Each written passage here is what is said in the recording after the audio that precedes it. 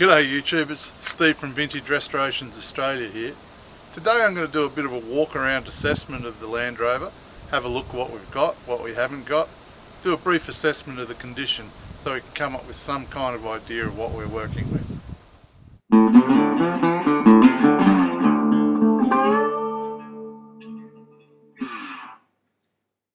Obvious problem here, lack of air, made it a little bit hard to get onto the car trailer, fair bit of winching. These don't look great. We'll see if they take air, just enough to get it off the trailer. If not, we'll have to replace that. This one doesn't look much better. First little job, we'll put a bit in them.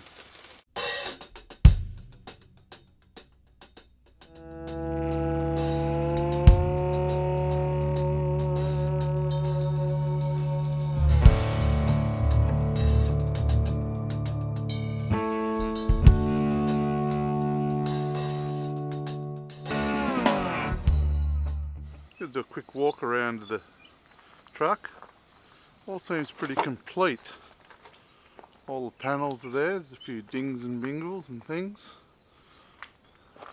Got a bit of air into those tyres now and they seem to be holding. As you can see from this, all the panels are there. So it kind of ticks the first box of being complete. The hood, we get another tick. We've got the original motor in here. It seems to be all there and complete. The lady that we bought this from, Yvonne, said that this was running until she parked it up about 2 years ago.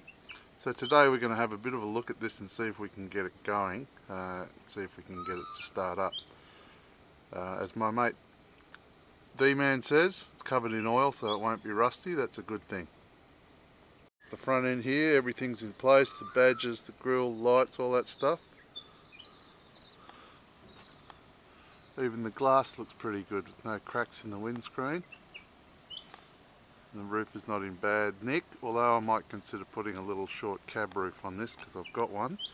Although this looks nice and it is the one that came with the vehicle, so we may stick with it, we'll see. We move inside. The interior is not too bad. The seats are there, don't need a recover, but they're all there. Nice double spoke wheel. Good nick. Dash is all there. So again, this appears to be quite a wiper motors are there. Quite a good find as far as completeness goes. Having a look into the back, that's all pretty good. Cat flap's still on it and working, it's in good order. So in all it's quite a good looking vehicle. If we hop down here we have a look at the firewall. It's about as good as I've seen a firewall. It's pretty much rust free. Looks like there's still kind of good paint and stuff there. All up through here is essentially rust free. There hasn't been a lot of junk and stuff sitting in here, it's actually all in good order. They're the sort of things you've got to look for. We'll have a look at the other side. You can see the footwell here. This is actually all in pretty good order. With no obvious corrosion there, or nothing of consequence anyway. Plates have gone off the middle. That's not a great thing. We'd love to know where it came from and its history, but it is what it is. It is as we found it. As I said, all that floor pan and everything looks quite good.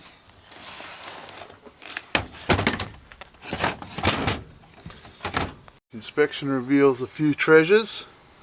Distributor caps and things in there. Nice parts. Always a bonus.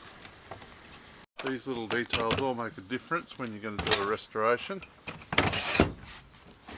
They cost money to buy.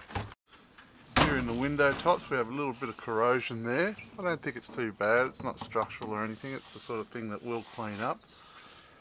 Another obvious spot is here in the bottom of the doors.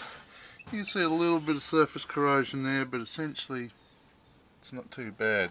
These are good places. If you've got corrosion here, you can start looking elsewhere. But usually if these things are in good order, it's a good indicator that the rest of the car's in good order. Original glass windows here. They're a bit stiff and things, as one would expect after sitting for a few years, but all the glass is in good order. No cracks or anything, so they're things you want to look for. Again, sliding glass windows over there in good order. If we move under the car, you can see all of this, the chassis rails there and the outrigger are all in quite good order. You can see there, that outrigger's got a little bit of corrosion on the end there, but nothing you can't repair or clean up. Having a look at the chassis rail, again these outriggers are in good order, all the way back there. All looks very tidy, very rust free, which is a joyous thing. In the back here again, you've got a lot of crud and things all over that, but it's in quite good order. You can see that the mud and stuff builds up in there. But being from the mountains, it hasn't had the chlorides that cause the corrosion, so it's actually in quite good order. Here you see again that mud build up, but it's dry mud from up in the hills, not full of chlorides, so not much in the way of corrosion there.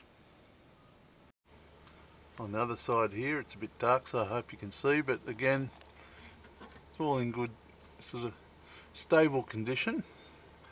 No structural corrosion whatsoever. A quick examination of these. That's a bit hard to see there in the dark, but again it's in good structural order. This is actually quite nice condition for given the vehicle's age. It's a very good restoration project for someone, well, for us. Even that steering box cover is in good order, and these are often gone, they just rust out. Take that filler cap. Oh, look at that, the filter's even still in there. I can't get it out. Oh, there it goes. That's the original filter. Don't often find them with the vehicle. That's kind of nice. Little things like that make a big difference. In the edge of the firewall here, you often find corrosion down through here. Again, this is all actually solid, no corrosion whatsoever. They're good indicators that it's actually a reasonably rust-free, good vehicle, good restoration project. So areas like this are usually where you get a bit of corrosion and stuff all through the bottom of the firewall. These are usually some of the first places you'll find it, and this all looks pretty tidy.